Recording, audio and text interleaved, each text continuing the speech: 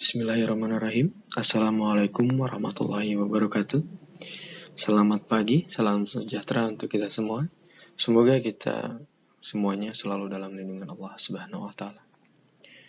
Dalam kesempatan kali ini kita akan melakukan pembahasan tentang arti dan ruang lingkup pemeliharaan tanaman. Apa itu pemeliharaan tanaman? Pemeliharaan tanaman adalah perbaikan bercocok tanam. Pemeliharaan tanaman adalah peningkatan kemampuan tanaman. Perbaikan bercocok tanam adalah usaha untuk menciptakan lingkungan di sekitar tanaman agar tanaman dapat tumbuh dengan baik sehingga diperoleh hasil yang optimal. Sedangkan peningkatan kemampuan tanaman adalah usaha untuk memperbaiki karakter tanaman agar diperoleh tanaman yang lebih unggul. Oke, di sini kita bisa tarik benang merah, ya. Kita bisa simpulkan, pemeliharaan tanaman itu melihat bagaimana bercocok tanamnya diperbaiki dari lingkungannya, kemudian kemampuan tanamannya. Nah, dari lingkungan bercocok tanam, cara bercocok tanam, kita bisa memperhatikan lingkungan, bagaimana kondisi tanahnya, kesuburan lahan, gitu ya, iklimnya cocok tidak untuk tanaman yang kita budidayakan. Kemudian kita memperhatikan dari lingkungan itu hama dan penyakit. Nah, biasanya kalau di musim tanam satu banyak air gitu ya, masuk ke musim tanam satu, itu penyakit seperti menyerang daunnya kuning atau tanaman itu mati, jamur, nah, seperti itu. Kemudian biasanya ketika masuk ke musim tanam 2, 3 itu hama yang menyerang. Kalau padi mungkin wereng menyerang, terus belalang, ulat, dan sebagainya. Nah, kita harus memperhatikan lingkungan di mana kita melakukan bercocok tanam. Supaya apa? Supaya tanaman yang kita budidayakan itu bisa memproduksi hasil yang optimal. Peningkatan kemampuan tanaman seperti apa? Contohnya, kita menanam tanaman-tanaman yang unggul. Peningkatan kemampuan tanaman. Biasanya tanaman padi misalkan ya, tanaman padi biasanya langsung bisa ludes atau bisa gagal panen ketika wereng menyerang misalkan. Ketika muncul nih wereng, semalam bisa habis. Misal 1 hektar itu ketika bisa habis ketika diserang ya oleh satu hama saja. Nah, bagaimana peningkatan kemampuan tanaman? Contohnya ada nih padi varietas unggul misalkan ya, yang tahan terhadap wereng. Ketika lingkungan dari segi hamanya itu minim lah, bisa ditanggulangi. Kemudian kita mencari hal yang lain ya, supaya tanaman yang kita budidayakan itu hasilnya optimal. Misalkan tanamannya ini membutuhkan sedikit air, gitu ya, bisa bertahan. Gitu. Jadi 2 hal ini dalam pemeliharaan tanaman ini sangat penting ya, bagaimana perbaikan bercocok tanamnya dan peningkatan kemampuan tanaman. Sudah banyak inovasi tentang cara bercocok tanam dan banyak sudah varietas-varietas dalam peningkatan kemampuan tanaman supaya produksi yang diharapkan itu bagus gitu ya. Berikutnya, tujuan pemeliharaan tanaman. Ya, untuk apa dilakukan pemeliharaan tanaman? Yang pertama, mendapatkan tanaman yang berdaya hasil tinggi dalam ukuran, jumlah, dan kandungan. Kemudian mendapatkan tanaman yang tahan terhadap cekaman biotik dan abiotik. Mendapatkan tanaman yang berkualitas baik. Mendapatkan tanaman yang bernilai estetik. Nah, kita tidak lagi hanya melihat produksi saja. Kalau di sini kita bisa simpulkan ya. Yang pertama memang mendapatkan tanaman yang berdaya hasil tinggi dalam ukuran, jumlah, dan kandungan. Misalkan kita selalu yang digembor-gemborkan gitu ya adalah peningkatan produksi dan produktivitas gitu ya. Dari padi aja sampai sekarang belum bisa swasembada pangan, padi selalu impor. Dan tidak lama juga kemarin pemerintah katanya melakukan impor padi berapa juta ton mungkin ya. Nah, itu sangat riskan sekali. Nah, bagaimana cara mendapatkan tanaman yang berdaya hasil tinggi dalam ukuran? Nah, sebenarnya di sini ya kita bisa lihat, kita melihat siaran di televisi, atau kita melihat surat kabar, atau ingin berita-berita online gitu ya, atau mungkin di tabloid-tabloid Trubus atau yang lainnya, itu setiap bulannya, bahkan mungkin setiap minggu selalu aja saja ya pemulia yang meluncurkan varietas unggul baru ya. Tapi nggak tahu kenapa gitu. Kita belum bisa gitu, menghasilkan cukup untuk negara kita sendiri aja, itu kayak yang susah banget gitu ya. Kenapa gitu? Dari segi kesuburan kita tahu tanah kita ya, tongkat kayu saja jadi tanaman gitu ya. Kata lagu seperti itu. Nah, mendapatkan tanaman yang berdaya hasil tinggi ya, berarti memiliki produktivitas yang tinggi. Nah, kalau menurut literatur ya, kalau kita baca mungkin produktivitas padi itu berapa ton per hektar. Ya, bahkan katanya ada yang bisa sampai berapa? Belasan ton mungkin per hektar ya. Begitu. Tapi kenyataannya apa? Umumnya padi ya. Kemarin juga kita sempat beberapa melakukan, mungkin kakak-kakak kalian yang melakukan analisis atau melakukan skripsi ya, dengan judul produktivitas padi gitu, usaha tani padi atau apa. Mungkin rata-rata padi itu 1 hektarnya 4 ton aja. Itu sudah bagus. Nggak tahu kenapa. Kalau secara teori, secara ini berita yang disebarkan, itu varietas-varietas padi itu sebenarnya sudah bagus sekali ya produktivitasnya. Mendapatkan tanaman yang tahan terhadap sekaman biotik dan abiotik ya, tentunya seperti yang tadi kita bahas.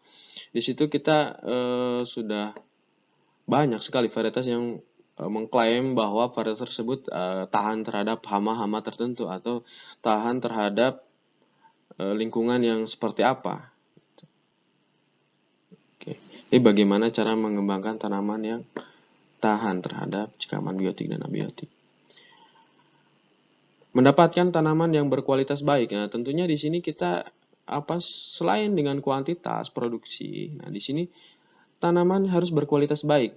Nah, contohnya seperti kita misalkan sekarang melihat di pasar nih, apa sih yang konsumen itu butuhkan? Ya, tanaman misalkan padi itu ya menghasilkan setelah diheler, diolah itu kan menjadi beras. Beras seperti apa? Untuk menghasilkan misalkan nasi yang disukai oleh konsumen kita. Misalkan harus pulen, wangi gitu ya. Dan sebagainya. Nah, itu kita tanamnya cara ininya yang seperti apa gitu ya. Menanam varietas yang bagaimana gitu ya. Dari segi yang disukai oleh konsumen. Nah, misalkan juga wortel. Ya, wortel yang seperti apa, yang kualitas yang dibutuhkan oleh konsumen. Tujuannya apa? Tujuannya agar kita punya pasar sendiri dengan harga yang lebih tinggi tentunya, harapannya. Bahkan wortel yang dibutuhkan oleh ibu-ibu itu sekarang yang kecil-kecil ya, bukan yang terlalu besar ya. Kecil, panjang, orange gitu ya. Yang lunak sampai ke kuning-kuningnya yang di dalamnya itu nggak keras. Nah, seperti itu. Nah, yang kita harus jeli. Nah, kita sekarang jangan kalau kita misalkan nanti kita ada rezekinya, kita terjun di bidang budidaya gitu ya, kita terjun sebagai petani. Nah, pertanian seperti apa harapannya kita gitu ya, para sarjana pertanian ini gitu. Kita harus memperhatikan hal yang seperti ini tentunya. Kemudian mendapatkan tanaman yang bernilai estetik. Nah, seperti teman-teman mungkin lihat ada jagung yang warna-warni gitu ya, rainbow. Terus ada cabai juga yang warna-warni gitu ya. Terus selada, nah gitu. Mungkin kita jual dengan tanaman, dengan tanah, dengan potnya seperti itu. Agar lebih ekonomis tentunya. Hal-hal yang seperti itu kita perhatikan. Oke, berikutnya adalah tahapan program pemeliharaan tanaman. Nah, ini sebagai pengetahuan umum saja karena memang kita bukan orang pemeliharaan, kita orang agribisnis ya. Ini sebagai pengetahuan umum supaya minimal kita tahu sih tahapan dalam pemeliharaan tanaman itu seperti apa gitu ya. Pertama bisa kita lihat di situ ada koleksi plasma nutfah ya, karakterisasi, seleksi, nah, kemudian ada perluasan keragaman genetik ya, hibridisasi, mutasi, fusi protoplas, ya, rekayasa genetik, kemudian ke seleksi setelah perluasan keragaman genetik, evaluasi dan pengujian, baru terakhir pelepasan varietas dan perbanyakan. Perluasan keragaman genetik ya, yang umumnya dilakukan adalah hibridisasi atau persilangan dan mutasi. Persilangan yaitu penyerbukan silang antara tertua ya atau tanaman induk. Nah, persilangan antara tanaman induk ya yang berbeda susunan genetiknya. Ya, mutasi didefinisikan sebagai perubahan mewarisi dalam bahan genetik yang tidak disebabkan oleh rekomendasi atau regenerasi.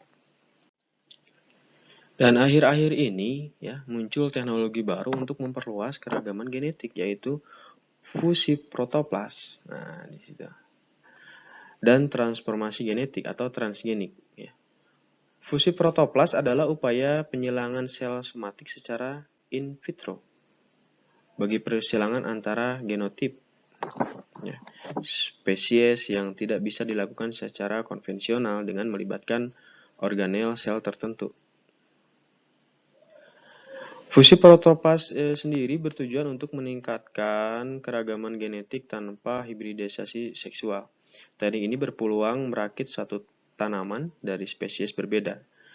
Dan transformasi genetik tanaman adalah pemindahan gen atau DNA asing yang diisolasi dari tanaman atau virus, bakteri, jamur, dan hewan ke dalam genom tanaman.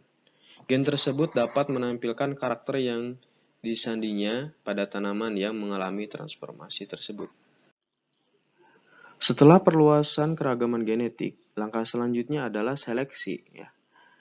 Metode seleksi yang digunakan sangat tergantung dari tipe penyerbukan. Ada dua tipe penyerbukan tanaman di sini, yaitu penyerbukan sendiri ya, dan penyerbukan silang. Seleksi untuk tanaman penyerbukan sendiri umumnya menggunakan metode Book. Ya. Pedigree, single seed descent, dan yang lain. Varietas yang dihasilkan berupa gelur murni. Seleksi tanaman penyerbuk silang umumnya menggunakan metode recurrent selection atau seleksi daur ulang, hibrida, dan backcross. Varietas yang dihasilkan berupa varietas hibrida dan bersari bebas. Setelah seleksi dilakukan, maka langkah berikutnya adalah uji daya hasil, pendahuluan, dan uji hasil lanjutan. Hasil uji daya hasil lanjutan berupa galur-galur harapan atau calon varietas yang siap dilepas setelah diuji multilokasinya tentunya. Oke, pengujian ini dilakukan untuk analisis adaptasi dan stabilitas calon varietas. Jadi di sini bisa kita simpulkan bahwa tidak sembarangan ya, ketika seorang pemulia tanaman atau dari pemuliaan tanaman ini sudah menghasilkan varietas yang baik, mungkin kalau di programnya sudah bagus gitu. Nah, nggak bisa langsung disebar nih, harus ada uji coba dulu, uji coba multilokasi ya. Dilakukan sebelum calon varietas tersebut dilepas sebagai varietas ya. Syarat-syarat untuk uji multilokasi harus mengikuti pedoman yang dikeluarkan oleh pemerintah pertanian. Oleh pemerintah ya, di Kementerian Pertanian gitu. Hasil uji multilokasi merekomendasikan kestabilan suatu calon varietas atau lokasi spesifik dari calon varietas tersebut. Persyaratan pelepasan varietas adalah satu, selisihnya jelas, deskripsi lengkap, unggul, benih sejenis tersedia dengan cukup. Ya, sebelum disebarkan tentunya ada spesifik bagaimana lingkungan yang cocok untuk varietas yang akan dilepas gitu ya. Sebelum pelepasan varietas ini dilakukan. Syarat-syarat harus terpenuhi. Nah, kemudian setelah dilepaskan itu harus sudah bisa dipastikan. Pastikan seperti apa? Dipastikan bahwa varietas tersebut atau varietas yang akan disebarkan ya, itu cukup. Maksudnya benihnya itu ya, dalam industri perbenihannya itu benihnya benih sejenis atau benih yang akan dikeluarkan sebagai varietas baru ya, yang unggul, yang bagus ya, itu cukup. Jangan sampai ketika petani atau masyarakat membutuhkan benih tersebut itu terbatas benihnya. Oke. Nah, mungkin sekian ya diskusi kita kali ini, ya pemaparan materi kita kali ini. Jika teman-teman ada pertanyaan atau ada yang kurang jelas gitu ya dalam dalam kesempatan kali ini, bisa berdiskusi di Google Classroom. Silahkan ajukan pertanyaannya ya.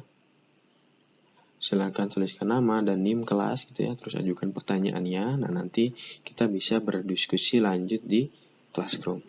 Oke. Terima kasih kesempatan kita kali ini. Sampai berjumpa di materi-materi pemeliharaan dan industri perbenihan berikutnya. Wassalamualaikum warahmatullahi wabarakatuh.